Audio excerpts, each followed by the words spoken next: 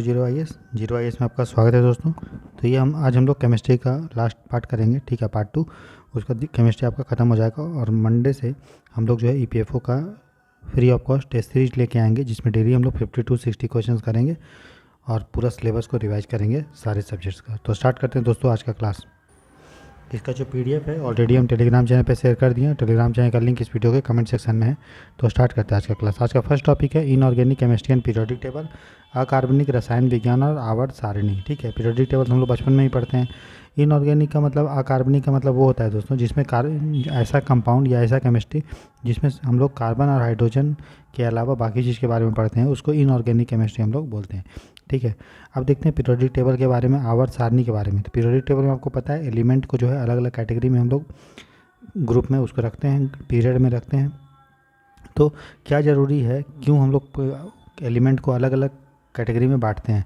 क्योंकि देखिए, जब शुरू हम लोग को बस थोड़ा सा एलिमेंट पता था तो हर एलिमेंट को, हर तत्व को पढ़ना जो है आसान था। लेकिन बहुत सारे जब एलिमेंट का डिस्कवरी हुआ, खोज हुआ, तो फिर अलग अलग इंडिविजुअल को जो है एक एक करके किसी एलिमेंट को पढ़ना डिफ़िकल्ट हो गया।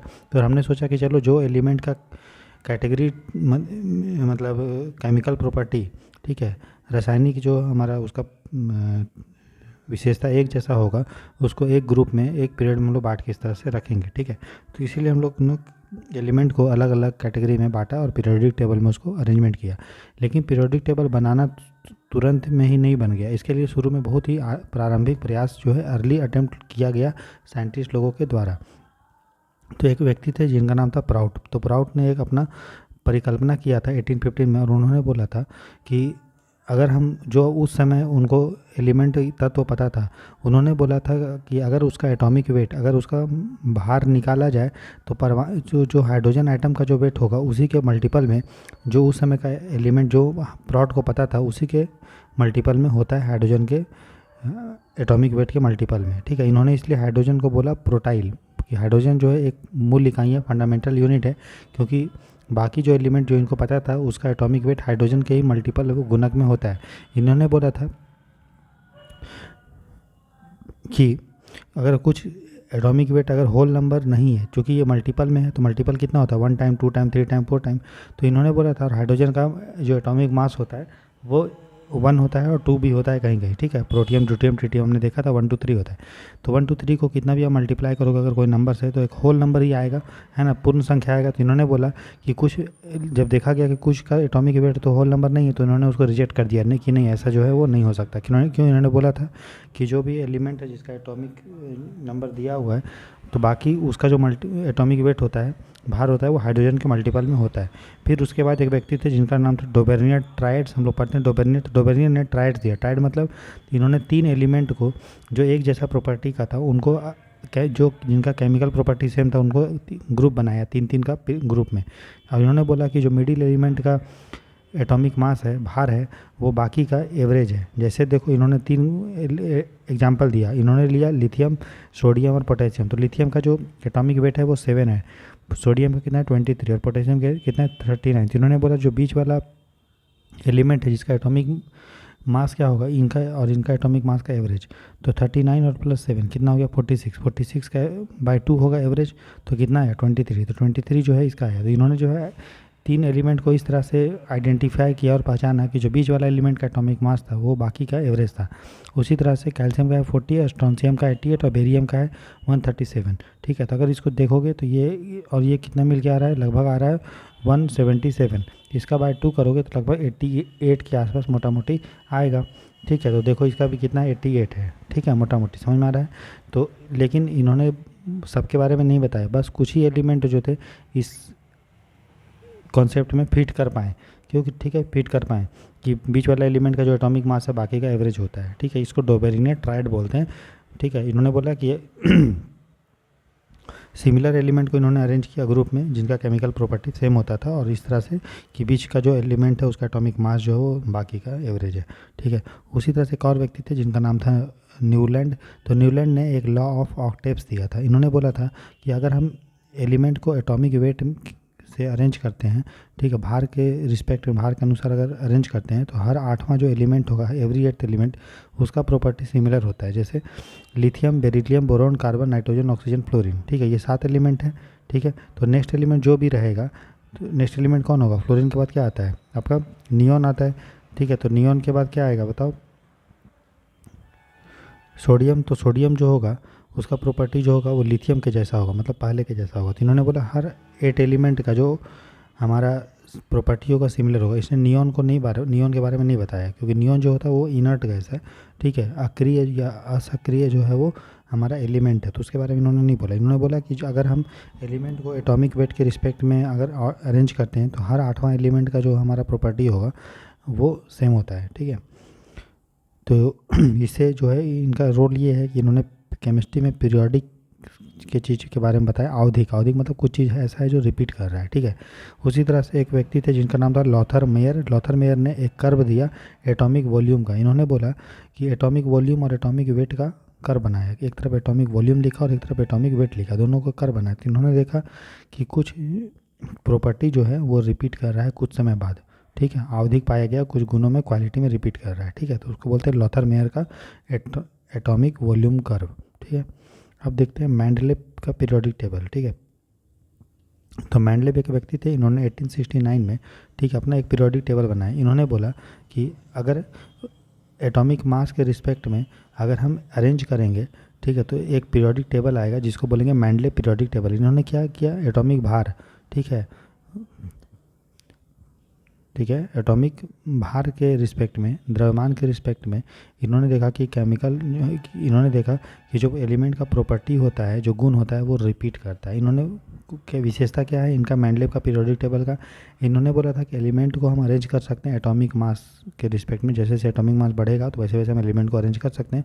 इन्होंने बोला कि जब ये पीरियोडिक टेबल बनाएं तो उस पीरियोडिक टेबल में हॉरिजॉन्टल जो रो थे, ये हॉरिजॉन्टल हो गया, ये टोटल जो रो थे वो 6 थे, 1 2 3 4 5 और 6, टोटल 6 रोज होते हैं। और इन्होंने बोला कि जो और वर्टिकल कॉलम को इन्होंने ग्रुप का नाम दिया। इन्होंने बोला कि पीरियड जो होंगे वो 6 और ग्रुप जो होंगे 8, ठीक है। ये जो आपका वर्टिकल हमारा रो को उन्होंने, या कॉलम को उन्होंने बोला ग्रुप्स।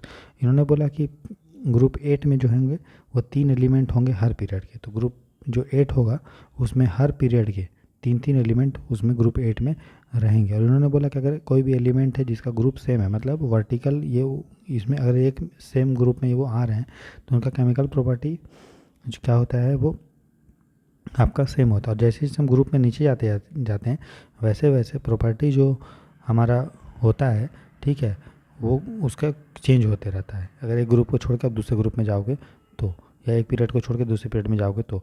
उसका इन्होंने बोला कि टोटल इन्होंने 63 नॉन एलिमेंट को इन्होंने कवर किया अपने पीरियोडिक टेबल में, और कुछ जगह इन्होंने खाली छोड़ दिया ऐसे एलिमेंट के लिए जो अभी तक डिस्कवरी नहीं हुआ था। और इन्होंने बताया, इन्होंने स्कैंडियम, गैलियम या जर्मेनियम के लिए जगह छोड़ दिया था। और जब ये एलिमेंट को डिस्कवर किया गया बाकी साइंटिस्ट के द्वारा, तो इनका जो प्रेडिक्शन था, इनका जो वो पूर्वानुमान था, उससे वो मैच खाने लगे, ठीक है। समझ में आया? तो इन्होंने क्या किया, मेंडलेव ने एटॉमिक मास के रिस्पेक्ट में पीरियोडिक टेबल बनाया जिसमें टोटल 8 जो थे वो ग्रुप्स थे, 6 पीरियड थे, इस तरह से, ठीक है। इसका कमी क्या था कि पोजीशन एनोमली हो गया।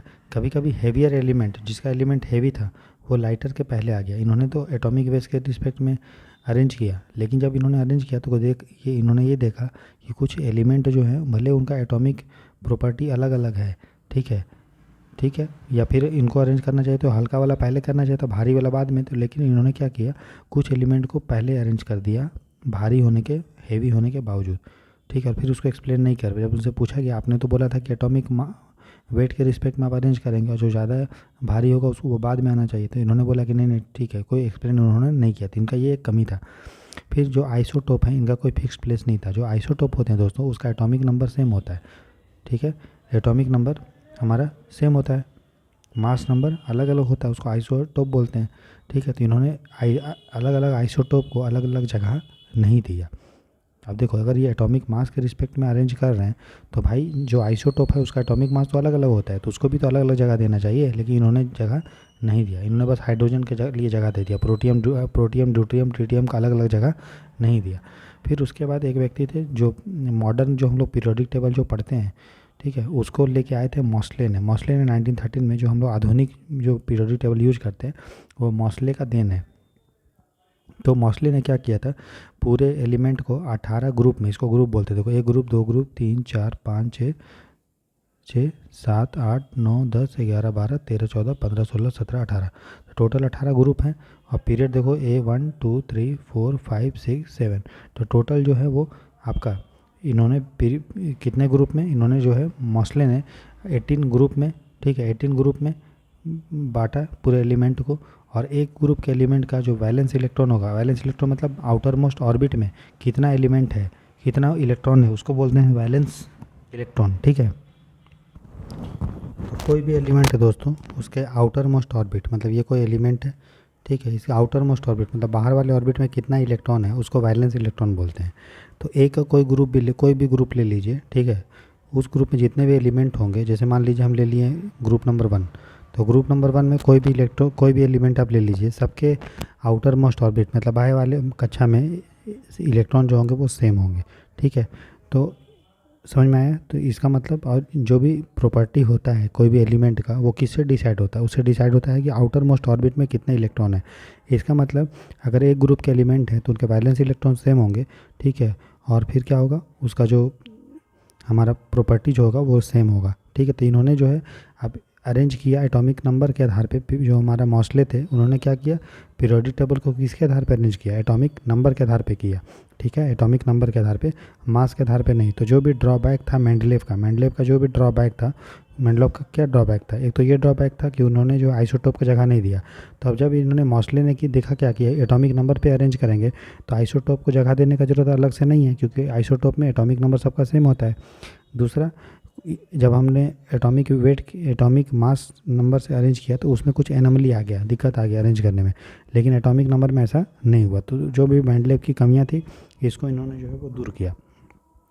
ठीक है, तो टोटल कितने ग्रुप्स होते हैं मॉडर्न पीरियोडिक टेबल में, 18।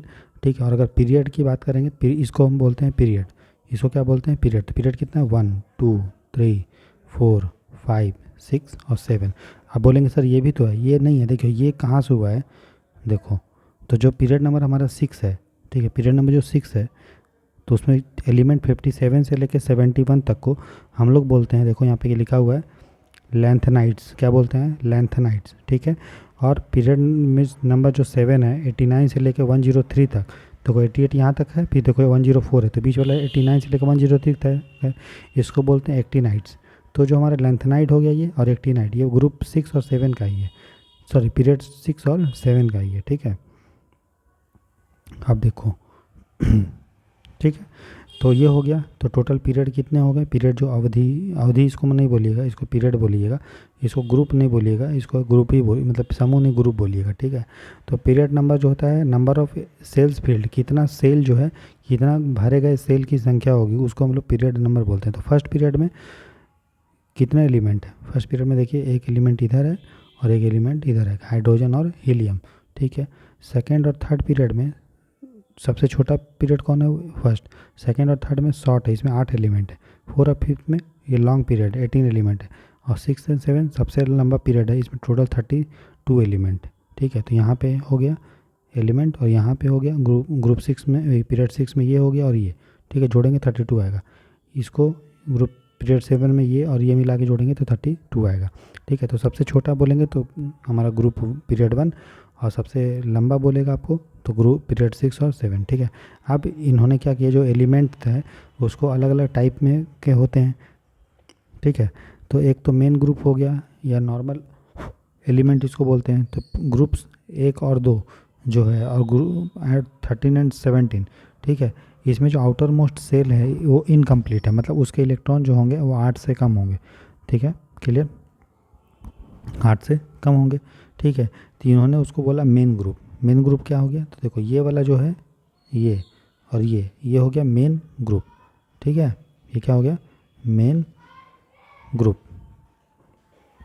जिसमें आउटर मोस्ट सेल में 8 इलेक्ट्रॉन से कम होंगे। फिर एक है नोबल गैस, ग्रुप 18 को, ये जो हमारा ग्रुप 18 है दोस्तों,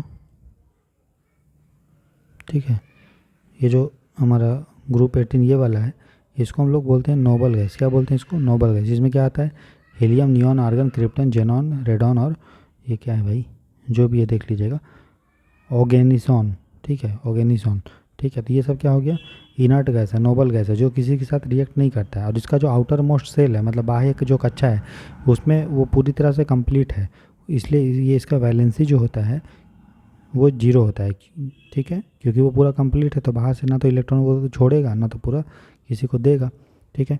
फिर उसी तरह से ट्रांजिशन एलिमेंट होते हैं, ठीक है, जिसको संक्रमण तत्व या ट्रांजिशन एलिमेंट होते हैं, ये इसको डी ब्लॉक का एलिमेंट बोलते हैं। तो ग्रुप 3 से लेकर 12 तक, मतलब ये जो बीच वाला है, ये इसको हम लोग बोलते हैं ट्रांजिशन एलिमेंट, ठीक है। इसी को हम लोग दो पार्ट में भी बांटते हैं, एक को लैंथेनाइड्स बोल देते हैं और एक को एक्टिनाइड्स। तो ट्रांजिशन एलिमेंट दो होता है, एक तो ये होता है जिसको बोलेंगे इनर ट्रांजिशन एलिमेंट, और इसको बोलेंगे आउटर ट्रांजिशन एलिमेंट, ठीक है। तो ट्रांजिशन एलिमेंट दो हो गया, एक आउटर और एक इनर, ठीक है, राइट। तो ये दो आउटर सेल इसमें इनकम्प्लीट होता है इसका ट्रांजिशन एलिमेंट में, इसमें मेटल होते हैं और इसका हाई मेल्टिंग और बॉइलिंग पॉइंट होता है। ये देखो, ये एलिमेंट जो इसका एटॉमिक मास और एटॉमिक नंबर बहुत ज़्यादा है, तो इसको वेट करने में, मतलब इसको गर्म करने में, ठीक है, टाइम लगेगा। इसीलिए ये जो एलिमेंट है भारी होते हैं, इसीलिए इनका जो मेल्टिंग और बॉइलिंग पॉइंट ज़्यादा होता है। और ये अच्छे कंडक्टर्स होते हैं, मैग्नेटिक प्रॉपर्टीज़ में होता है ग्रुप 3 और 12 का।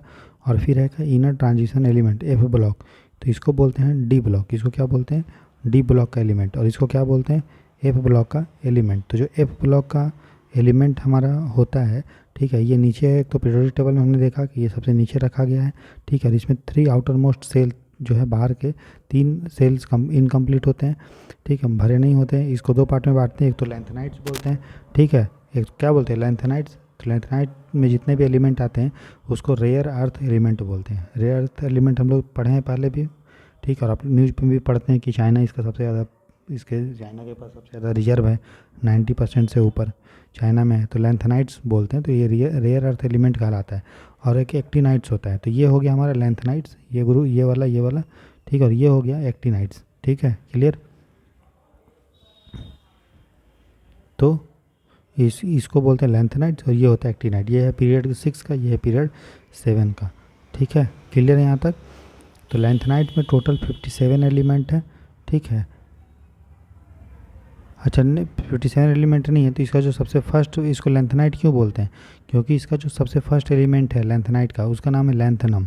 उसका क्या नाम है, लैंथेनम, इसलिए इस ग्रुप पीरियड का नाम हो गया लैंथेनाइड्स। और इसका एक्टिनाइड्स नाम क्यों हो गया, क्योंकि पीरियड 7 में ये जो एलिमेंट है उसका फर्स्ट नाम है एक्टिनम, इसलिए पूरे का नाम हो गया एक्टिनाइड्स, ठीक है, राइट। और ये सब जो है रेयर अर्थ एलिमेंट कहलाते हैं लैंथेनाइड को। एक्टिनाइड को हम लोग बोलते हैं रेडियो एक्टिव। ये पूरे जितने भी लैंथेनाइड्स है, मतलब ये सॉरी एक्टिनाइड्स है, वो क्या है, सभी रेडियो एक्टिव है, रेडियो धर्मी है, मतलब वो रेडियो एक्टिविटी को शो करता है, रेडियो धर्मिता को शो करता है, ठीक है। अब हम लोग देखते हैं पीरियोडिसिटी और प्रॉपर्टी, कुछ जो प्रॉपर्टी है वो कैसे रिपीट करता है, ठीक है। तो जैसे मान लीजिए आप पीरियड में जाएंगे लेफ़्ट टू राइट, ठीक है, यहाँ देखिए, ये हमारा पीरियड है, ये पीरियड इसको बोलते हैं, ठीक है। तो अब अगर आप लेफ़्ट से राइट जा रहे हो, लेफ़्ट से राइट एक पीरियड के अलोंग, तो आपका जो एटॉमिक नंबर ऑफ इलेक्ट्रॉन्स होगा वो बढ़ेगा, ठीक है। देखो, जब आप एक पीरियड से इधर जा रहे हो, एक पीरियड से इधर, से हाइड्रोजन है, हीलियम, ठीक है, लिथियम, बेरिलियम, ठीक है। तो लिथियम में 3 इलेक्ट्रॉन है, ठीक है, बेरिलियम में 4 इलेक्ट्रॉन है। तो नंबर ऑफ इलेक्ट्रॉन्स अगर बढ़ेगा तो क्या होगा दोस्तों, न्यूट्रॉन जो होगा, न्यूक्लियस जो होगा उसको अट्रैक्ट करेगा, ठीक है ना। न्यूक्लियस क्या करेगा, अट्रैक्ट करेगा। न्यूक्लियस अट्रैक्ट करेगा, जैसे ये न्यूक्लियस है और यहाँ पे कोई ज़्यादा इलेक्ट्रॉन होगा तो ज़्यादा अट्रैक्ट करेगा, तो ये जो अट्रैक्शन के कारण ये थोड़ा सट जाएगा। इसलिए एटॉमिक से जो साइज होता है, परमाणु का जो आकार होता है, वो लेफ्ट टू राइट जाने पे घटता है। एटॉमिक रेडियस भी घटेगा, आयन का रेडियस भी घटेगा, लेकिन आयनिक पोटेंशियल, जो आयनिक विभव है वो बढ़ जाएगा, क्योंकि इसमें इलेक्ट्रॉन बढ़ रहा है। तो आयन जो बनने का चांस है, कैटायन या अनायन बनने का चांस, वो हमारा पोटेंशियल उसका बढ़ेगा। इलेक्ट्रोनेगेटिविटी भी बढ़ेगा, क्योंकि इलेक्ट्रॉन्स बढ़ रहा है, इलेक्ट्रॉन का एफिनिटी बढ़ेगा, इलेक्ट्रॉन से आत्मीयता बढ़ेगा, मेल्टिंग पॉइंट बढ़ेगा क्योंकि उसका साइज बढ़ रहा है, ठीक है। मतलब मेल्टिंग पॉइंट इसलिए बढ़ेगा क्योंकि नंबर ऑफ इलेक्ट्रॉन्स हमारा बढ़ रहा है। हाइड्राइड्स जो है ज़्यादा एसिडिक होगा, जैसे जैसे इलेक्ट्रॉन बढ़ता है तो एसिडिक होता है, ठीक है। और ऑक्साइड्स जो होगा वो बेसिक होगा, सबसे पहले कोई भी ऑक्साइड वो बेसिक होगा, बेसिक से एम्फोटेरिक, एम्फोटेरिक से एसिडिक। तो एम्फोटेरिक क्या बोलते हैं, एम्फोटेरिक ऐसा प्रॉपर्टी होता है जो बेसिक भी होगा और एसिडिक भी होगा, मतलब वो क्षारीय भी प्रॉपर्टी शो करेगा और अम्लीय भी। तो अगर हम एक पीरियड में लेफ़्ट से राइट जाएंगे तो सबसे पहले ऑक्साइड जो होगा वो बेसिक होगा, मतलब मेटल का ऑक्साइड जो होता है वो बेसिक होता है, क्षारीय होता है। फिर जो मेटलाइट्स होता है उसका एम्फोटेरिक होता है, ठीक है, जो उभयधर्मी, जो दोनों दिखाएगा, क्षारीय भी और अम्लीय भी। और फिर जो नॉन मेटल आ जाता है, देखो ये पीरियोडिक टेबल है, तो देखो ये हमारा मेटल है ये, ठीक है। फिर जैसे जैसे आप इधर जाओगे तो मेटालिक प्रॉपर्टी कम होता है और नॉन मेटालिक प्रॉपर्टी जो है बढ़ता है। इसलिए ऑक्साइड जो होता है वो बेसिक से एम्फोटेरिक से हमारा जो है एसिडिक में कन्वर्ट होता है, मेटालिक प्रॉपर्टी भी चेंज होगा, ठीक है। उसी तरह से ऑक्सीडाइजिंग नेचर, ऑक्सीडाइज करने का जो क्षमता है किसी को वो बढ़ेगा, ठीक है। उसके बाद अगर हम तो पीरियड का हमने देख लिया कि कैसे चेंज होता है। अगर ग्रुप में जाएं, ठीक है, कोई भी ग्रुप पकड़िए आप, अगर ऊपर से नीचे आइए ऐसे किसी भी ग्रुप में, तो क्या होगा, तो एटॉमिक साइज बढ़ेगा, क्योंकि नए नए हमारा बहुत ज़्यादा इलेक्ट्रॉन चेंज हो रहा है, ठीक है। साइज बढ़ेगा, रेडियस बढ़ेगा, आयनिक रेडियस बढ़ेगा। इसका बस आप उल्टा कर लीजिए, इसका सेम हो जाएगा। ऐसे साइज इसका घट रहा था, बढ़ेगा, रेडियस बढ़ेगा, आयनिक रेडियस बढ़ेगा, आयन पोटेंशियल बढ़ेगा, घटेगा, इलेक्ट्रोनेगेटिविटी घटेगा, ठीक है, इलेक्ट्रॉन एफिनिटी घटेगा, मेल्टिंग पॉइंट घटेगा। हाइड्राइड जो होगा वो ज़्यादा अल्कलाइन बन जाएगा, मेटालिक प्रॉपर्टी उसका इंक्रीज होगा तो अल्कलाइन बन जाएगा, क्षारीय बनेगा। जो ऑक्साइड्स हो जाएगा वो ज़्यादा बेसिक बनेगा, क्षारीय बनेगा, ठीक है। मेटालिक प्रॉपर्टी बढ़ेगा और ऑक्सीडाइजिंग प्रॉपर्टी जो होगा, ऑक्सीकरण करने का प्रॉपर्टी घटेगा। तो इतना आपको ध्यान रखना है कि पीरियड में जब हम ऊपर से नीचे मतलब जाते हैं लेफ़्ट टू राइट तो क्या होता है, और ग्रुप में जब हम लोग आते हैं टॉप टू बॉटम तब क्या होता है। अब कुछ एलिमेंट हैं 101 से 118 तक, उसका IUPAC नेम दिया हुआ है। जैसे 101 को मेंडेलिवियम बोलते हैं, इतना इंपॉर्टेंट नहीं है, बस एक बार देख लीजिए। 102 को नोबियम, नोबेलियम, फिर लॉरेंसियम, फिर रदरफोर्डियम, फिर डुबनियम, सीबॉर्जियम, बोहरियम, हेसियम, मिथनेरियम, फिर डर्म्स टेरिसियम, रोएंटिजेनियम। तो अब देख लो साइंटिस्ट के नाम पे पड़ा है ना। रोएंटिजन कौन थे, जो एक्सरे को खोजे थे, है ना। कॉपरनीशियम, निहोनियम, प्लेरुवियम, मेसोकोवियम, मेस्कोवियम, फिर ठीक है, लिवरमोरियम, टेनेसाइन और ऑर्गेनोसोन। अब देख लिया क्या क्या नाम है, अचर पचर नाम है, ठीक है। अब देखते हैं, तो हमने क्या देखा कि अगर एटॉमिक वेट से कौन अरेंज किया था, मेंडलेव का पीरियोडिक टेबल था, लेकिन मॉडर्न पीरियोडिक टेबल जो है एटॉमिक नंबर से परमाणु संख्या के आधार पर अरेंज है। उसके बाद कुछ जो साइंटिस्ट क्या क्या बोले थे यहाँ पे शॉर्ट में एकदम दिया हुआ है। प्राउट ने बोला था कि एटॉमिक वेट जो होता है वो हाइड्रोजन के मल्टीपल में होता है। डोबेर्नियर ने क्या किया था, अरेंज किया था और बोला था कि मिडिल जो एलिमेंट है उसका जो एटॉमिक मास होगा, भार होगा, वो बाकी का एवरेज होता है। फिर न्यूलैंड ने क्या किया था, बोला था हर 8 एलिमेंट जो है वो रिपीट करता है। मेंडलीव ने क्या बोला था, एटॉमिक मास में अरेंज किया था। और मोस्टली जो मॉडर्न पीरियोडिक टेबल दिए थे उन्होंने जो है एटॉमिक नंबर में किया, ठीक है। तो हम बोल सकते हैं कि अगर कोई पूछेगा आपको कि पीरियोडिक टेबल के फादर कौन है, तो फादर तो मेंडलेव ही थे, जो एक पीरियोडिक टेबल कम से कम बनाए तो थे, चलो एटॉमिक मास के रिस्पेक्ट में बनाए, लेकिन बनाया नहीं, इसके पहले तो था ही नहीं। तो मेंडलेव ने जो है पूरा एग्जैक्ट प्रिडिक्ट कर दिया था। इन्होंने जो है एका एल्युमिनियम को गैलियम बोला था, एका बोरॉन को स्कैंडियम और एका सिलिकॉन को जर्मेनियम बोला था, ठीक है। नोबल गैस भी बाद में डिस्कवर जब हुआ तो उसको ग्रुप 0 या ग्रुप 18 में डाल दिया गया, ठीक है। इसलिए इनको बोला जाता है फादर ऑफ पीरियोडिक टेबल, ठीक है। लेकिन मॉडर्न पीरियोडिक टेबल के फादर को किनको बोला जाता है, वो मोस्ले को बोला जाता है, ठीक है। तो अगर मॉडर्न पीरियोडिक टेबल देखेंगे तो 18 ग्रुप है, 7 हमारा पीरियड है। फर्स्ट पीरियड जो है शॉर्टेस्ट है, लॉन्गेस्ट है आपका 6, जिसमें 32 एलिमेंट। लेंथेनाइट एक्टिनाइट जो एफ ब्लॉक का है उसको अलग से रखा गया, हमने देख लिया ये सब।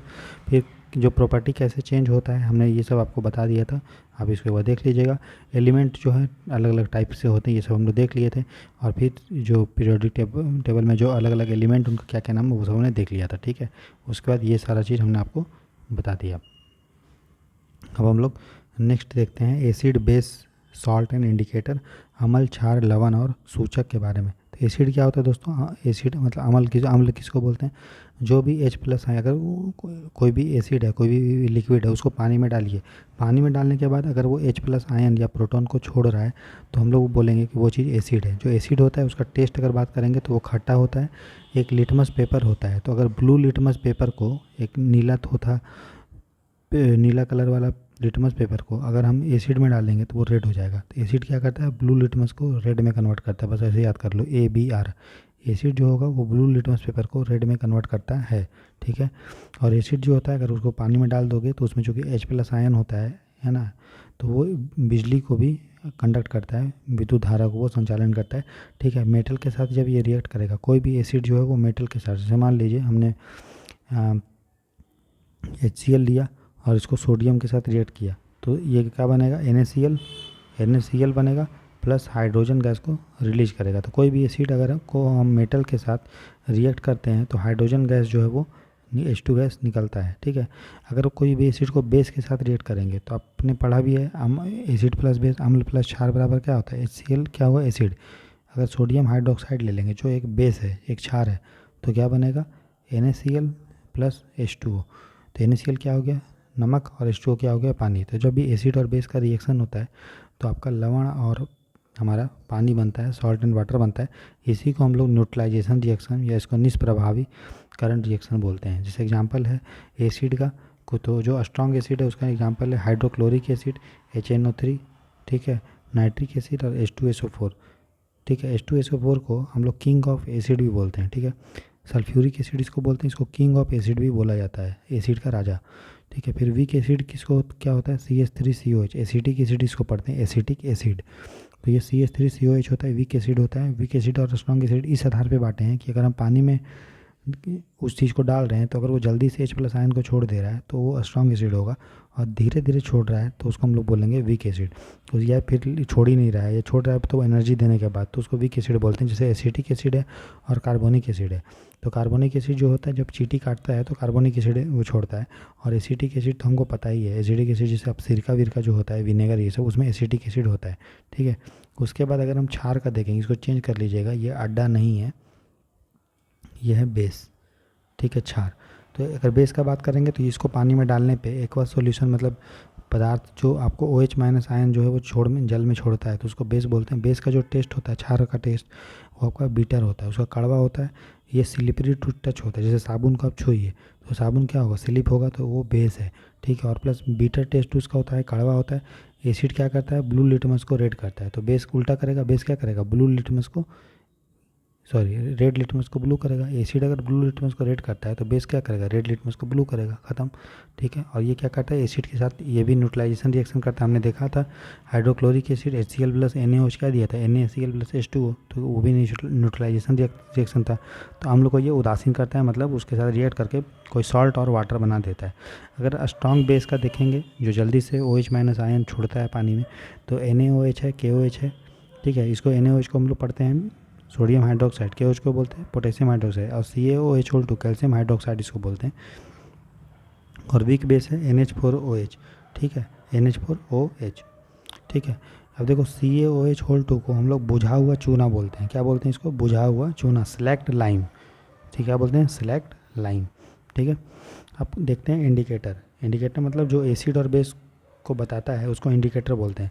तो कुछ तो नेचुरल इंडिकेटर होता है जो नेचर से मिलता है, जैसे लिटमस पेपर है, वो ब्लू, ये आपको नेचर से हम लोग इसको निकालते हैं, कुछ केमिकल मतलब पदार्थ को निकालते हैं, एक्सट्रैक्ट करते हैं, फिर उसको लिटमस पेपर बनाते हैं, तो वो नेचुरल इंडिकेटर है, प्राकृतिक संकेत है। जैसे आपका लिटमस पेपर होता है रेड, और वो एसिड को, एसिड में ब्लू लिटमस को डालेंगे तो रेड कर देगा, बेस क्या करेगा, रेड को ब्लू करता है। फिर हल्दी भी जो होता है वो भी हमारा क्या है, नेचुरल इंडिकेटर है। फिर रेड कैबेज जूस, लाल गोभी का जो रस होता है वो भी हमारा नेचुरल इंडिकेटर है। वहीं अगर सिंथेटिक इंडिकेटर का देखेंगे जो हम लोग केमिकल रूप से लैब में बनाते हैं, तो उसका एग्जाम्पल है फिनोप्थेलिन, आगे हम इसके बारे में डिटेल में पढ़ेंगे। और मिथाइल ऑरेंज, ये सब क्या है, आर्टिफिशियल इंडिकेटर है, सिंथेटिक इंडिकेटर है जो हम लोग बनाते हैं लैब में। फिर एक होता है ऑल्फैक्टरी इंडिकेटर। ऑल्फैक्टरी इंडिकेटर का मतलब अगर हम इसको एसिड और बेस अलग अलग मीडियम में लेके जाएंगे तो इसका जो स्मेल है वो चेंज करेगा, इसलिए इसको घ्राण संकेतक बोलते हैं। जैसे प्याज है, प्याज को एसिडिक मीडियम में रखेंगे तो उसका टेस्ट, उसका स्मेल कुछ और करेगा, बेस में रखेंगे कुछ और करेगा। क्लोव है, लहसुन या फिर वनीला, ये सब जो है आपका ऑल्फैक्टरी इंडिकेटर है, ठीक है, क्लियर है। अब हम थोड़ा सॉल्ट के बारे में देखते हैं। तो सॉल्ट कैसे बनता है हमने बता दिया था, जब न्यूट्रलाइजेशन रिएक्शन होता है, ठीक है, तो ये बनता है जिसमें एसिड और बेस जो है वो रिएक्ट करके सॉल्ट और वाटर बनाता है।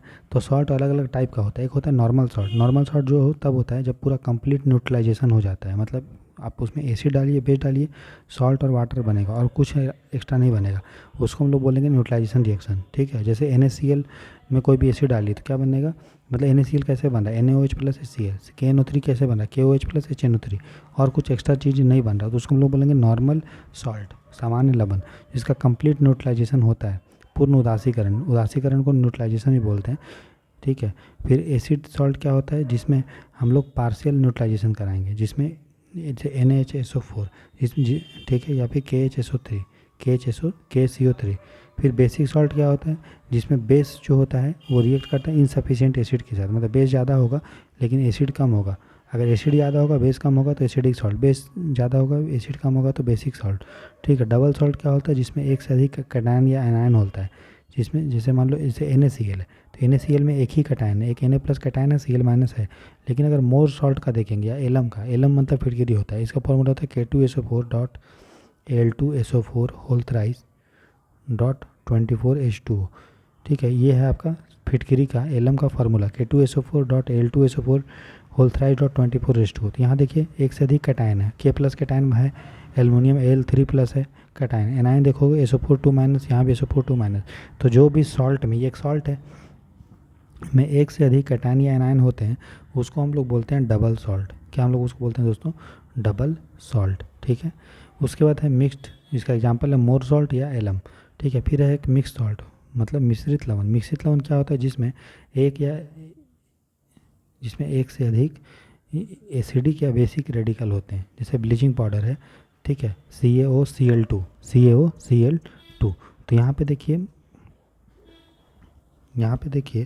CaOCl2 जो है, इसमें आपका OCl माइनस एक अनायन है और एक Cl माइनस एनायन है, तभी बना ये CaOCl2, ठीक है। तो यहाँ पे देखिए अगर बोल रहा है एसिडिक रेडिकल कितना है, इसमें एक से अधिक होगा, ठीक है, एक से अधिक अगर एसिडिक या बेसिक रेडिकल होगा तो उसको मिक्स्ड सॉल्ट बोलते हैं, जैसे ब्लीचिंग पाउडर है, ठीक है, क्लियर। तो ये थोड़ा एग्जाम्पल आपको ध्यान रखना है।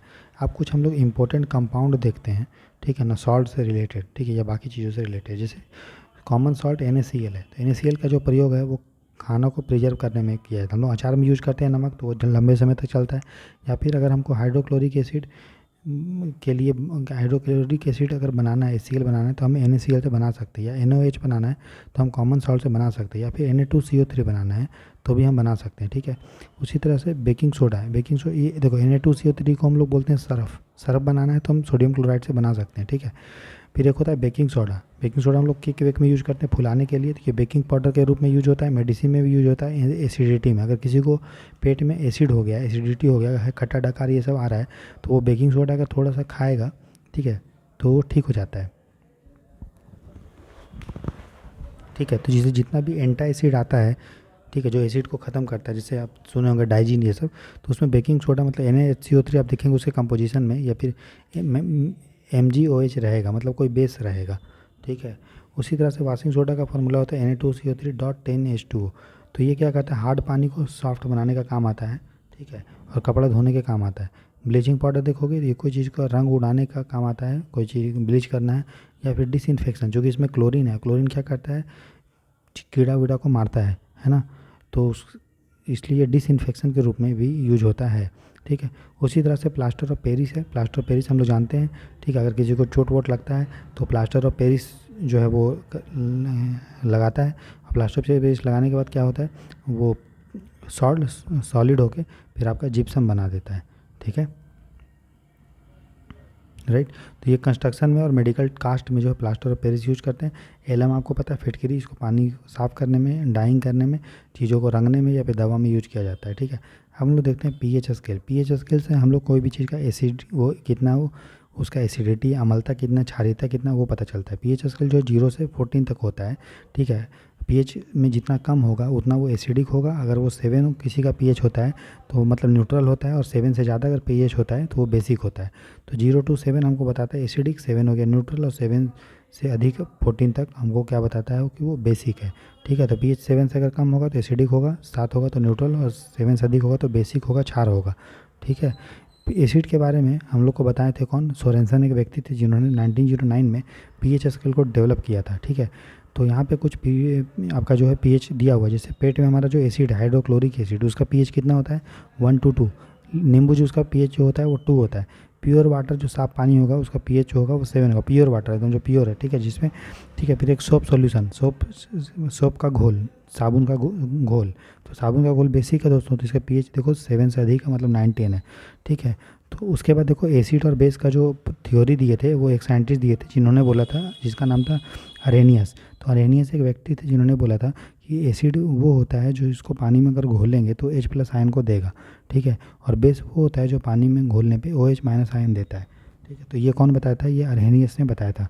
अभी सबसे स्ट्रॉन्ग एसिड जो हमको पता है अभी तक वो है आपका परक्लोरिक एसिड, याद रखिएगा, सबसे स्ट्रॉन्गेस्ट एसिड है HClO4, जिसको हम लोग बोलते हैं परक्लोरिक एसिड, ठीक है। एसिड क्या करता है? रेड लिटमस को, रेड, अगर उसमें ब्लू लिटमस डालोगे एसिड में तो रेड कर देगा, बेसिक क्या करेगा? रेड लिटमस को ब्लू करेगा, न्यूट्रल सॉल्यूशन pH 7 होता है, ठीक है। अगर हम लोग बात करेंगे कि आदमी का जो ब्लड होता है उसका pH कितना होता है, तो आदमी का ब्लड का pH जो होता है वो 7.3 से 7.4 होता है, मतलब देखो 7 से अधिक है, मतलब हमारा जो ब्लड है, खून है मानव का, वो थोड़ा सा अल्कलाइन है, क्षारीय है, क्योंकि 7 से अधिक है तो मतलब क्षारीय है। अगर मिल्क ऑफ मैग्नीशिया का बात करेंगे, मिल्क ऑफ मैग्नीशिया जो होता है MgOH2 होता है, इसका यूज किया जाता है हमारा एंटा एसिड में। जो आप डाइजिन वाइजिन खाओगे तो देखना उसमें मिल्क ऑफ मैग्नीशिया होगा, MgOH2। तो ये क्या होता है? अल्कलाइन होता है, इसका pH जो है वो 10 है। उसी तरह से अगर हम नॉर्मल बरसात का पानी देखेंगे तो बरसात का जो पानी होता है वो उसका pH जो होता है वो 6 होता है, मतलब उसका जो वो एसिडिक है, क्योंकि 7 से वो कम है। क्यों? हमारा जो नॉर्मल हमारा जो बरसात का पानी है वो आपका एसिडिक है, क्योंकि देखो वो आपका उसमें एसिड होता है, कार्बन डाइऑक्साइड होता है। कार्बन डाइऑक्साइड जब पानी से रिएक्ट करेगा तो कार्बोनिक एसिड बना देता है, CO2 + H2O क्या बनाता है भैया? H2CO3। तो ये H2CO3 जो है पानी में घुल जाता है, ठीक है। तो इसीलिए हमारा जो रेन वाटर है वो एसिडिक होता है। वहीं अगर हम प्योर वाटर का बात करेंगे तो वो उसका pH जो होता है 7 होता है। एसिड रेन अगर देखोगे, एसिड रेन अम्ल वर्षा, ठीक है, जिसमें ज़्यादा एसिड रहेगा तो उसका pH जो है, कोई भी बरसात का पानी जिसका pH 5.6 से कम हो जाएगा उसको हम लोग एसिड रेन अम्ल वर्षा बोल देते हैं, ठीक है, राइट। अब यहाँ पे फिर से इंडिकेटर के बारे में अच्छे से आपको बता दिया गया। फिनोप्थिलीन क्या करता है याद रखिएगा। अगर फिनोप्थिलीन एक सॉल्यूशन होता है जो एक इंडिकेटर का काम करता है, जिस तरह से लिटमस पेपर है, तो अगर फिनोप्थिलीन सॉल्यूशन को अगर हम एसिड में डालेंगे तो वो कलरलेस हो जाएगा, रंगहीन हो जाएगा। वहीं अगर उसको हम लोग क्षार में डालेंगे तो बेस में वो गुलाबी हो जाएगा।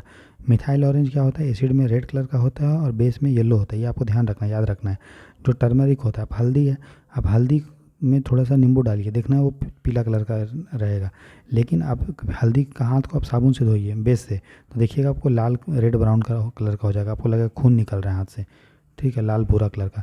उसी तरह से जो हमारा लाल गाजर, लाल जो हमारा गोभी का जो जूस है, रस है, लाल गोभी अपनी जाता है, रेड कैबेज, ठीक है, पत्ता गोभी या सलजम जो बोलते हैं सलजम, तो उसका pH इंडिकेट करता है अलग, वो अलग अलग कलर, अलग अलग pH में उसका कलर अलग अलग होगा, ठीक है, रेड कैबेज जूस का, ठीक है। उसके बाद सॉल्ट एंड कंपाउंड, लवण और यौगिक, जिसके बारे में ऑलरेडी हमने देख लिया है। कॉमन सॉल्ट, नमक, बेकिंग सोडा, ये सब देख लिए, आप देख लीजिएगा एक बार। वाशिंग सोडा हो गया, ब्लीचिंग पाउडर देख चुके हैं, प्लास्टर ऑफ पेरिस, ठीक है, एलम, एक बार उसको रीड कर लीजिएगा। उसके बाद इसमें कुछ और भी जो फैक्ट है वो देख लेते हैं। pH को नापने के लिए हमारे पास pH मीटर है जिसका रीडिंग 0 से 14 होता है, ठीक है। अगर हमको एसिड को न्यूट्रलाइज करना है तो हम लोग उसमें क्या डालेंगे? मान लो नमक, मिट्टी है, मिट्टी में बहुत ज़्यादा एसिडिटी है, अम्लता भर गया है, तो हम लोग क्या डालेंगे? बेस। तो हम लोग बेस में क्या यूज करते हैं? बुझा हुआ चूना, मिट्टी को हम लोग लवणता को कम करने के लिए, ठीक है। अगर मान लीजिए मिल्क जो है जब खट्टा हो जाता है, क्यों खट्टा हो जाता है? क्योंकि लैक्टिक एसिड बन जाता है, लैक्टिक अम्ल बन जाता है। विनेगर, सिरका में क्या रहता है? एसिटिक एसिड रहता है। जब चींटी डंक मारता है तो उसमें फॉर्मिक एसिड छोड़ता है। वो सॉफ्ट ड्रिंक जो हम लोग पीते हैं, कोल्ड ड्रिंक, ये सब, उसमें क्या रहता है? कार्बोनिक एसिड रहता है। कार्बन डाइऑक्साइड को उसमें डिजॉल्व करते हैं। तो जब हम लोग ढक्कन खोलते हैं तो आप देखेंगे एकदम आवाज़ निकलता है फस के साथ, तो वो क्या होता है? CO2 निकल रहा है, ठीक है। उसके बाद मेटल, नॉन मेटल और हम लोग मेटलॉइड्स और एलॉय देखते हैं। तो मेटल मतलब धातु। धातु क्या होता है दोस्तों? धातु का प्रॉपर्टी क्या होता है कि ये मेलिएबल होता है। मेलिएबल मतलब आप इसको जब पीटिएगा तो ये एक आपका प्लेट के आकार ले सकता है, जैसे तांबा का प्लेट होता है, ठीक है ना, लोहा का प्लेट होता है, ठीक है। ये डक्टाइल होता है, मतलब इसको तार में हम खींच सकते हैं, तार बना सकते हैं। लस्टरस होता है, चमकदार होता है। हीट और इलेक्ट्रिसिटी का कंडक्टर होता है धातु। मेटल का अपना हाई मेल्टिंग बॉइलिंग पॉइंट होता है, और इसको जब जलाओगे तो ये बेसिक ऑक्साइड बनाता है, ठीक है, बेसिक ऑक्साइड, ये पानी के साथ रिएक्शन के बाद। इसको ये पॉजिटिव आयंस बनाता है, ठीक है, इसको कैटायन बोलते हैं। जैसे आयरन है तो आयरन का Fe2+ होता है, मतलब इसमें चार्ज जो होगा आयन बनने के बाद वो पॉजिटिव होगा, इसीलिए मेटल कैटायन बनाता है, पॉजिटिव आयन बनाता है। एग्जांपल क्या है मेटल का? आयरन है, एल्युमिनियम है, कॉपर है, सिल्वर है, गोल्ड है। Au का होता है गोल्ड ऑरम, ये सोडियम है, ये पोटेशियम है। वहीं नॉन मेटल का बात करेंगे तो ठीक है, इसको उल्टा होगा। नॉन मेटल क्या होगा? नॉन डक्टाइल होगा, इसको तार में नहीं खींच सकते हो, ये ब्रिटल होगा, टूट जाएगा आसानी से, क्षणभंगुर होगा। नॉन मेटल जो अधातु होता है या गैर धातु, वो कंडक्टर अच्छा नहीं होता है हीट और इलेक्ट्रिसिटी का, इसका मेल्टिंग बॉइलिंग पॉइंट कम होता है, एक्सेप्ट डायमंड या ग्रेफाइट। डायमंड और ग्रेफाइट का जो मेल्टिंग बॉइलिंग पॉइंट होता है वो अधिक होता है, ठीक है। जो नॉन मेटल होते हैं, अधातु होते हैं, वो एसिडिक ऑक्साइड बनाता है और ये नेगेटिव आयन बनाता है, अनायन। एग्जाम्पल क्या है? ऑक्सीजन है, नाइट्रोजन है, फॉस्फोरस है, सल्फर है, क्लोरीन है, ब्रोमीन है, आयोडीन है। उसी तरह से मेटलाइट देखते हैं, जो मेटलाइट होता है वो दोनों प्रॉपर्टी को दिखाता है, मेटल का भी प्रॉपर्टी उसमें होता है और नॉन मेटल धातु और अधातु दोनों का प्रॉपर्टी उसमें होता है। एग्जांपल क्या है? Boron, silicon, germanium, arsenic, antimony, ठीक है, और टेलियम। तो ये सब जो होता है वो क्या होता है? मेटलाइट्स होता है। अगर एलॉय की बात करेंगे, एलॉय क्या होता है? मिश्र धातु बोलते हैं, जिसमें दो धातु को मिला के बनाते हैं हम लोग एलॉय। जैसे एग्जांपल क्या है? ये एक होमोजेनस मिक्सचर होगा, मतलब एक एक जो कण होगा वो बराबर होगा, समांगी मिश्रण होगा। मेटल या नॉन मेटल का बनाते हैं, या फिर मेटल इसमें हो सकता है, ठीक है ना, राइट। मेटल और नॉन मेटल को मिला के भी धातु बना सकते हैं, मतलब ये सॉरी मतलब एलॉय बना सकते हैं, ठीक है। इसमें जो जो एलिमेंट मिलाएंगे उसका प्रॉपर्टी एलॉय से जो होता है वो थोड़ा अच्छा होता है, थोड़ा हार्ड वो होगा, उसका कोरोजन नहीं होगा। जैसे देखो ब्रास जो पीतल है, पीतल को हम लोग तांबा और जिंक जो मिलाते हैं तो पीतल बनता है। तो कॉपर जो थोड़ा सा आसानी से मुड़ जाता है, जिंक भी मुड़ जाता है, लेकिन जब जो पीतल का बर्तन होता है वो तुरंत नहीं मुड़ता, मतलब हार्ड हो जाता है। तो वही बोल रहा है कि जो मेटल या नॉन मेटल को मिलाने के बाद जो एलॉय बन रहा है, जो हमारा मिश्र धातु बन रहा है, उसका वो हार्ड होता है और उसमें जंग जो है वो नहीं लगता है। उसी तरह जो कांसा है, कांसा में कॉपर होता है और टीन होता है, ये याद रखिएगा। आयरन में आपका स्टील जो बनता है वो आयरन और कार्बन से बनता है। जो स्टेनलेस स्टील होता है, जो हम बर्तन यूज करते हैं, उसमें आयरन होता है, क्रोमियम होता है, निकल होता है। जो सोल्डर होता है, सोल्डर हम जानते हैं जिसे आप लोग इलेक्ट्रिसिटी लोग किसी चीज़ को ज्वाइन करते हैं, तार वार को, उसमें होता है लेड होता है और टीन होता है। तो लेड और टीन से बनता है सोल्डर। उसी तरह से डूरा एल्यूमिनियम जो होता है उसमें एल्यूमिनियम, कॉपर, मैंगनीज और मैग्नीशियम और मैंगनीज होता है। जो जर्मन सिल्वर होता है उसमें कॉपर, जिंक, निकल होता है। जो नाइक्रोम का तार होता है जो हीटर में यूज होता है, ठीक है, उसमें होता है निकल, क्रोमियम और आयरन, ठीक है। गन मेटल जो होता है, वो जो होता है वो कॉपर होता है, टीन होता है और जिंक होता है। तो ये सब याद रखिएगा आप, ठीक है। अब हम लोग देखते हैं कोरोजन के बारे में, जंग के बारे में। तो जब भी मेटल को हम लोग हवा के रिस्पेक्ट में आता है या पानी के रिस्पेक्ट में, मॉइस्चर के रिस्पेक्ट में आता है या कोई केमिकल के रिस्पेक्ट में आता है, तो धीरे धीरे जो मेटल होता है, जो धातु होता है, उसका डीके होने लगता है, क्षय होने लगता है। उसी को हम लोग कोरोजन बोलते हैं। जैसे आयरन का कोरोजन होता है तो उसके लिए आयरन ऑक्सीजन के साथ और पानी के साथ, जैसे मान लो कोई लोहा है, उसको आप थोड़ा देर के लिए हवा में खुले में रखिए और थोड़ा मॉइस्चर वाले एरिया में रखिए जहाँ पे उसको वाटर मिल रहा है, तो वो क्या बनाएगा? रस्ट, उसके में लाल लाल कलर का जंग लग जाता है, उसी को रस्टिंग बोलते हैं। जैसे Fe2O3.XH2O है, ठीक है। तो रोकने के लिए हमको क्या चाहिए? इसको कि आयरन को ऑक्सीजन से और पानी से कंटेक्ट हटा दो तो हो जाएगा। तो इसके लिए हम लोग रस्टिंग को दूर करने के लिए, जंग को दूर करने के लिए हम लोग क्या करते हैं? जिंक का कोटिंग कर देते हैं। इसलिए आप जो बाइक वाइक देखोगे तो उसका जो आगे जो होता है, जैसे ये बाइक है तो उसमें जो कवर इस तरह होता है, इसका जो बॉडी होता है वो आप देखोगे लोहा का ही है, लेकिन उसके ऊपर जो है वो जिंक का एक कोटिंग है। जिंक का कोटिंग होने से क्या होगा? आयरन का जो कॉन्टैक्ट है वो पानी के साथ या ऑक्सीजन के साथ डायरेक्ट हमारा नहीं होगा, इससे क्या होगा? उसमें जंग नहीं लगेगा। उसी तरह से इलेक्ट्रोप्लेटिंग भी कराते हैं, जिसमें जिंक, क्रोमियम, निकल का एक लेयर जो है इलेक्ट्रिसिटी डाल के आयरन के ऊपर चढ़ा देते हैं। फिर एक पेंट कर दो या फिर ग्रीस कर लगा दो या ऑयल लगा दो या एलॉय बना दो, तो उससे कोरोजन आपका रुक जाता है, ठीक है। तो जो चांदी होता है, याद रखिएगा, चांदी, ठीक है, ठीक है, जो चांदी होता है उसका ऑक्सीजन के रिस्पेक्ट में वो हो जाता है काला, ठीक है। वहीं तांबा की बात करेंगे तो ये जो हो जाता है वो हरा हो जाता है जब इसका कोरोजन होता है। तो याद रहेगा आपको, तांबा जो होता है वो हरा हो जाता है कोरोजन होके, लोहा लाल हो जाता है, आयरन रेड हो जाता है और जो चांदी है वो काला हो जाता है, ठीक है। अब हम लोग देखते हैं मेटलर्जी के बारे में। मेटलर्जी क्या होता है? मेटलर्जी मतलब मेटल को एक्सट्रैक्ट करने का तरीका, ठीक है। नेचर में जो मेटल मिलता है वो किस में मिलता है? वो ओर में मिलता है, अयस्क मिलता है, ठीक है। जैसे मान लो आप निकालिएगा हेमेटाइट, आयरन का ओर है वो, तो उसमें सिर्फ ऐसा नहीं कि आयरन रहेगा, उसको हम लोग को प्रोसेस से गुजारना पड़ता है। उसी प्रोसेस को हम लोग बोलते हैं मेटलर्जी, धातु क्रम बोलते हैं। तो सबसे पहले जो ओर है, जो पत्थर आपको निकला है, उसको सबसे पहले आप चूरिए, क्रश कीजिए, कुचलिए, उसको ग्राइंडिंग कीजिए, छोटा छोटा पेस्ट टुकड़ा बनाइए। उसके बाद उसको कंसंट्रेशन कीजिए, जो उसमें भी इम्प्योरिटी है उसको आप दूर कीजिए। तो ओर से में जो इम्प्योरिटी है, जो अलग अलग पार्टिकल है जो हमको नहीं चाहिए, उसको दूर करने के लिए हम लोग उसको हाइड्रोलिक वॉशिंग करते हैं, पानी से उसको धुलाई करते हैं, या फ्रूट फ्लोटेशन सल्फ़र के साथ उसको घोलते हैं तो उससे अलग हो जाता है। या फिर अगर उसमें मैग्नेट वाला कोई प्रॉपर्टी वो है, मान लो उसमें आयरन है, तो आयरन या फिर लोहा है, तो उसको हम लोग मैग्नेट प्रॉपर्टी वाला एलिमेंट है या इम्प्योरिटी है, तो उसमें मैग्नेट ऊपर से हम लोग जब लेके जाते हैं तो वो अट्रैक्ट हो जाता है, इम्प्योरिटी जो होगा अशुद्धियाँ निकल जाता है। या फिर लीचिंग करवाने के बाद उसको, लीचिंग आप समझते हो, ठीक है, निछालन बोलते हैं। तो उसके द्वारा इम्प्योरिटी दूर चला जाता है, तो वो कंसंट्रेट हो जाता है और का सांद्रता बढ़ जाता है। उसके बाद हम लोग करवाते हैं कैल्सिनेशन। कैल्सिनेशन का क्या मतलब है, जब भी वो ओर है उसको हम लोग बिना ऑक्सीजन दिए जब उसको हीट करते हैं तो उसमें जो वोलेटाइल इम्प्योरिटी है, ठीक है, जो उड़ने वाला अशुद्धियाँ हैं, वाष्पित, वो उड़ जाता है। उसके बाद रोस्टिंग करते हैं। रोस्टिंग को भूनना बोल सकते हो या फिर नॉर्मल रोस्टिंग बोलते हैं। इसमें क्या करें, हीट तो कर रहे हैं लेकिन ऑक्सीजन के प्रेजेंस में कर रहे हैं। और रोस्टिंग तब करते हैं जब उस ओर में सल्फ़र है, तो सल्फ़र वाला ओर में को हीट करेंगे तो सल्फ़र और ऑक्सीजन रिएक्ट करके SO2 जो होगा वो एटमॉस्फेयर में निकल जाएगा और उस ओर से जो है हमारा सल्फ़र दूर चला गया। तो जो रोस्टिंग होता है वो हम करवाते हैं कि इसमें ऑक्सीजन के प्रेजेंस में। और किसके लिए कराते हैं, अगर उस ओर में सल्फ़र है तो फिर रिडक्शन करवाते हैं। रिडक्शन क्या होता है, जो हमारा मेटल है, ठीक है, उसके ऑक्साइड फॉर्म से उसको निकाल लेते हैं। जैसे हमारे पास मान लो FeTO3 बना, तो उससे हमको आयरन चाहिए तो उसको हम लोग बोल देते हैं रिडक्शन, ठीक है। उसका मेटल निकल गया, फिर हम लोग उसको रिफाइनिंग करते हैं। रिफाइनिंग के लिए इलेक्ट्रोलाइटिक हम लोग रिफाइनिंग करेंगे, या जोन रिफाइनिंग करेंगे सेमीकंडक्टर के लिए, या डिस्टिलेशन करेंगे, या द्रवीकरण, आसवन या लिक्वेशन करेंगे। तो ये जो है मेटल को निकालने के मतलब जो हमारा और निकल रहा है, जो हमारा अयस्क निकल रहा है, उससे मेटल कैसे निकला फाइनली, उसी को निकालने का जो स्टेप है उसको धातु क्रम या मेटलर्जी बोलते हैं, ठीक है। अगर हम इम्पोर्टेंट ओर के बारे में देखें तो आयरन का जो इम्पोर्टेंट ओर होता है वो होता है हेमेटाइट, जिसका फार्मूला Fe2O3, और मैग्नेटाइट का फार्मूला Fe3O4।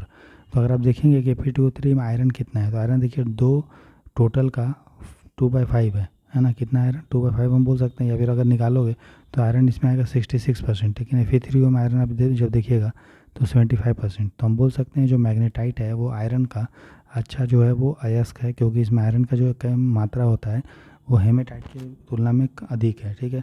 फिर एक लिमेनाइट भी जो होता है उसमें वो भी देखिए आयरन का ओर है। तो आप याद रखिएगा आयरन का ओर जो है मैग्नेटाइट है, हेमेटाइट है और लिमेनाइट है, ठीक है। एल्युमिनियम का ओर है बॉक्साइट या क्रायोलाइट, दोनों है, ठीक है। उसी तरह से कॉपर जो है वो क्यूबराइट है, क्यूबराइट से हमको कॉपर मिलता है, या मेलेकाइट जो होता है वो भी उससे कॉपर मिलता है। फार्मूला याद करने की ज़रूरत नहीं है, बस याद रखने कौन किसका ओर है, ठीक है। जिंक जो है वो जिंक ब्लेंड से मिलता है, जिसमें ZNS है, या कैलामाइन। तो ये पूछ सकता है आपको कैलामाइन किसका ओर है, तो आप बोलिएगा उससे जस्ता मिलता है, जिंक मिलता है, ठीक है। उसी तरह से जो लीड है, यहाँ पे नेतृत्व करना नहीं है, लीड मतलब शीशा होता है PV, तो ये किससे मिलता है, गैलेना से। तो गैलेना किसका ओर है, लेड का है। मरकरी जो है, यहाँ बुध नहीं होगा, इसको पारा बोल सकते हो मरकरी को। तो पारा का जो ओर है वो सीने बार है, ठीक है। जो टीन है, टीन का मतलब विश्वास नहीं है, यहाँ पे टीन है, टीन समझते हो, टीना, जिसका सिंबल होता है SN। तो उसमें उसका ओर जो है वो कैसिट्राइट है। तो आपको याद रखेगा कैसिट्राइट किसका ओर है, SnO2 का, ठीक है। फिर गोल्ड एंड सिल्वर, सोना चांदी का ओर, सोना चांदी का कोई और नहीं होता। सोना जो चांदी होता है वो फ्री स्टेट में मूल अवस्था में वो मिलता है, इसको प्लेसर डिपॉजिट से हम लोग निकालते हैं, ठीक है। हो गया। अब तो ये मैंने आपको बता दिया, जो मेटल होता है वो गुड कंडक्टर हीट इलेक्ट्रिसिटी का है। सबसे ज़्यादा अच्छा जो कंडक्टर है, सुचालक जो है वो क्या है, सबसे अच्छा कौन सा मेटल है जो सुचालक है, उसका नाम है सिल्वर, ठीक है। ये मैंने आपको पहले ही बताया। सबसे हल्का जो मेटल है वो है लिथियम। सबसे भारी जो मेटल है उसका नाम है ऑस्मियम। तो सबसे भारी मेटल क्या है, हमारा ऑस्मियम है, जो नेचुरली हमको मिल रहा है। नेचुरली मतलब प्राकृतिक रूप से मिल रहा है, लैब में नहीं बना रहे उसको, ठीक है। कौन सा मेटल जो है वो रूम टेम्परेचर पे लिक्विड है। मेटल जनरली सॉलिड होता है, लेकिन कौन सा मेटल है, धातु है, वो तरल है कमरे के तापमान पर, उसका नाम है मरकरी। कौन सा नॉन मेटल है, वो लिक्विड है रूम टेम्परेचर पे, ठीक है, वो है ब्रोमीन। तो ब्रोमीन एक नॉन मेटल है, धातु है, वो रूम टेम्परेचर पे लिक्विड है, ठीक है। अब हम लोग देखते हैं ये आपका एलॉय। एलॉय के बारे में तो हमने बता दिया, ब्रास, ब्रॉन्ज, सोल्डर, स्टील, ये सब बता दी, जर्मन सिल्वर। यहाँ पे देखिए जो फ्यूज वायर है, जो हमारे घर पे जो फ्यूज होता है उसका जो तार होता है वो किस चीज़ से बना होता है, वो लीड और टीन से बना होता है। उसका मेल्टिंग पॉइंट कम कम होता है, तभी उसमें हाई इलेक्ट्रिक करंट अगर फ्लो होता है तो वो गल जाता है और हमारा डिवाइस जो है वो बच जाएगा।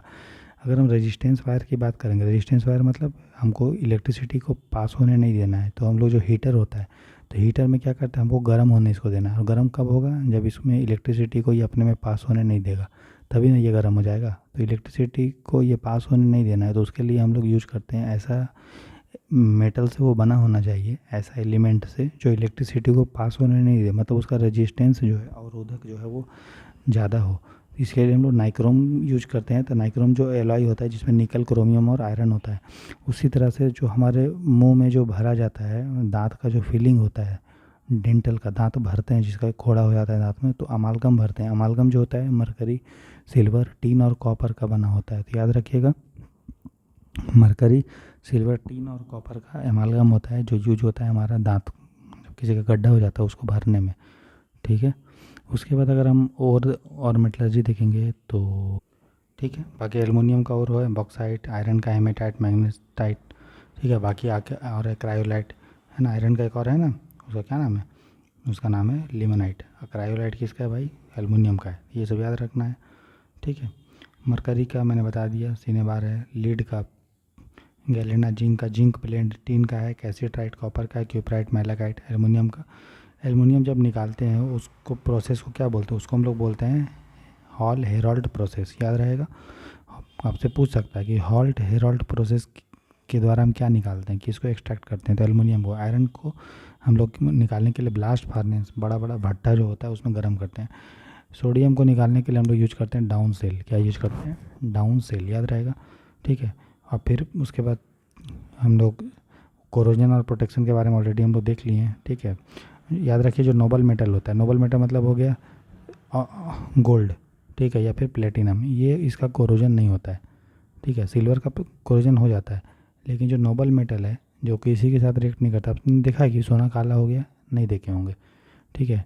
खुद से ये नहीं होगा, वो किसी के साथ जब कांटेक्ट होगा या फिर उस टाइप से, तब उसका कोरोजन होगा। जो प्योर गोल्ड होगा या प्लेटिनम, उसका कोरोजन जो है वो नहीं होता है। ठीक है। उसके बाद न्यूक्लियर रिएक्टर में हम लोग क्या यूज़ करते हैं, यूरेनियम, थोरियम। बल्ब का जो फिलामेंट होता है, बल्ब में जो जैसे ये बल्ब है, ठीक है, तो इसमें जो तंतु लगा होता है वो किस चीज़ से बना होता है, वो होता है टंगस्टन से। ठीक है। इसका मेल्टिंग पॉइंट हाई होता है, तभी ये मेल्ट नहीं करता है।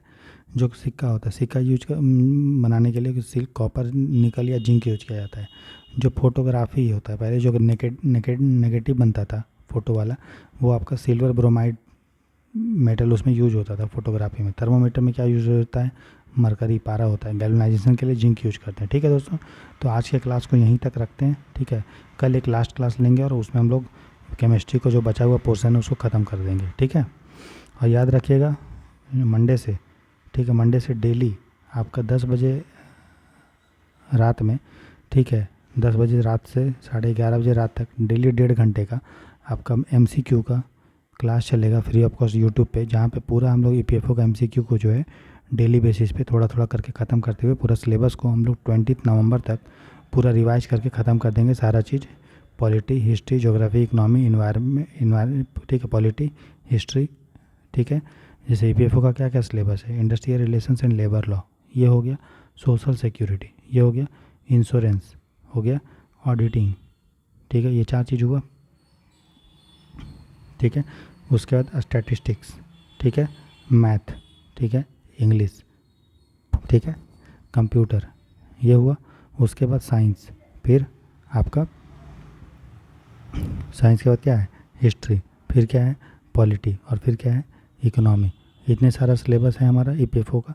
Industrial relation, labour law, social security, insurance, auditing, statistics, ठीक है, maths, English, computer science, computer है मतलब।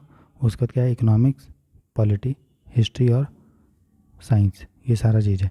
तो ये पूरा सिलेबस जो है, और प्लस करंट अफेयर, ठीक है, ये पूरा जो सिलेबस है उसको हम लोग ख़त्म करेंगे। और भी जो चीज़ बचा हुआ रहेगा सब्जेक्ट का, वो भी डेली हम लोग MCQ करेंगे, लगभग 50 to 60 MCQ 1.5 घंटा में एक्सप्लेनेशन के साथ। ठीक है। और वो करने के बाद आप देखिएगा कि आपका जब 20 नवंबर तक आपका जब पूरा सिलेबस ख़त्म हो जाएगा, तो आपको गजब का कॉन्फिडेंस रहेगा और सारा सब्जेक्ट आपको कवर हो जाएगा। ठीक है। ये हमारा आपसे प्रॉमिस है दोस्तों। तो डेली आपका क्लास होगा, याद रखिएगा, मंडे से स्टार्ट करेंगे 10 से लेकर 11:30 बजे तक। जितना भी चीज़ बचा हुआ है EPFO का, सारा MCQ के थ्रू वो कवर हो जाएगा। ठीक है।